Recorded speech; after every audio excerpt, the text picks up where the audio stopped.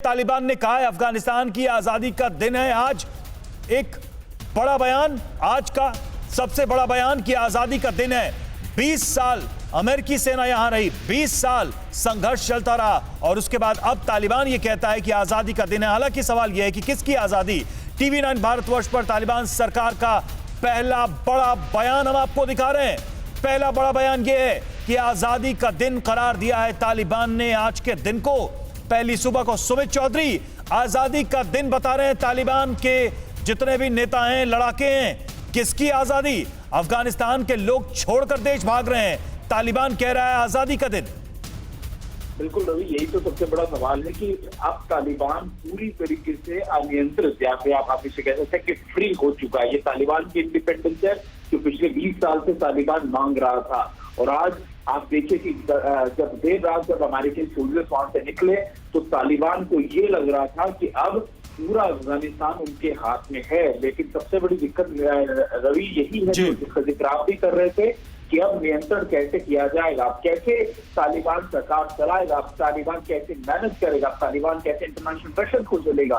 तो ये सारे सवाल जो है तालिबान पर एक बड़ा सवाल। देखिए, जबीउल्लाह ने सुमित ये कहा है कि अमेरिका की हार हुई है, अमेरिका की हार हुई है और पूरी दुनिया से अच्छे संबंध बनाना चाहते हैं। ये कैसे तालिबान कह रहा है जबकि तालिबान ने तो डील की थी अमेरिका से, समझौते किए थे।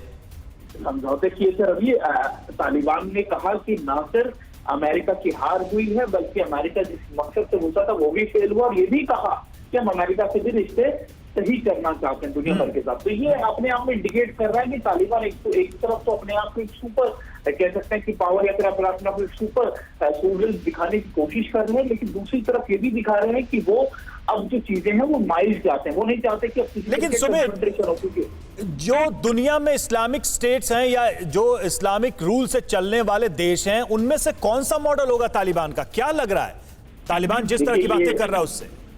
देखिए, यही तो लगातार सवाल खड़े हो रहे हैं कि तालिबान किस तरीके से गवर्न करेगा लोगों को, क्योंकि तालिबान का जो बेसिस है, जिस पे तालिबान खड़ा हुआ, जिस पे तालिबान लड़ा, जिस पे तालिबान सत्ता पे काबिज हुआ, वो बेस तो दुनिया एक्सेप्ट ही नहीं करेगी। क्योंकि महिलाओं के साथ जिस तरीके का व्यवहार किया जाता है, जिन चीजों को वो जिस तरीके से काम करते हैं, वो दुनिया के लिए अनएक्सपेक्टेड है, क्योंकि वो ह्यूमन नॉर्म्स आप कह सकते हैं कि मानवीय आधार पर बिल्कुल भी सही नहीं है। तो लेकिन यही मैं बार बार कह रहा हूँ कि अगर तालिबान ऐसा काम करता है तो वो कैसे मैनेज करेगा, यही सबसे बड़ी चुनौती उन सभी लोगों के लिए खुद है।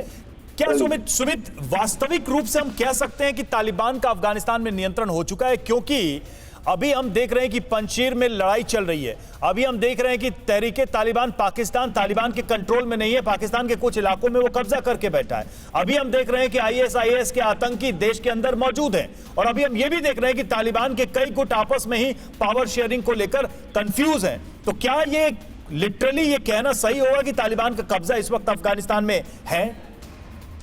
देखिए, आप ये कह सकते हैं कि तालिबान का कब्जा पूरी तरीके से काबुल में है और कुछ और प्रोविंसेस में है। हालांकि ये भी आप मानिए कि अभी तालिबान के पास इतने रिसोर्सेज नहीं है कि पूरे अफगानिस्तान को कंसोलिडेट कर सके, गवर्न कर सके।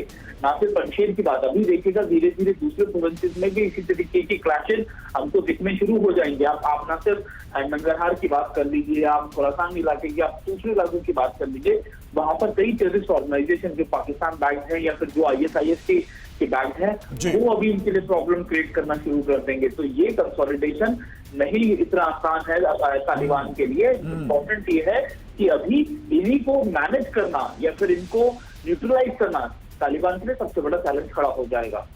बिल्कुल बिल्कुल, और एक बड़ी चुनौती तालिबान के सामने, सबसे बड़ी जो चुनौती मुझे लगता है, मेरा मानना है कि देश के नागरिकों, देश के लोगों का भरोसा कैसे जीतेंगे जो कि देश छोड़ने के लिए मजबूर है, बेबस है। शुक्रिया सुमित आपका हमसे जुड़ने के लिए, हमसे बातचीत करने। अड़ी सोमवार से शुक्रवार शाम 6 बजे सिर्फ TV 9 भारतवर्ष पर।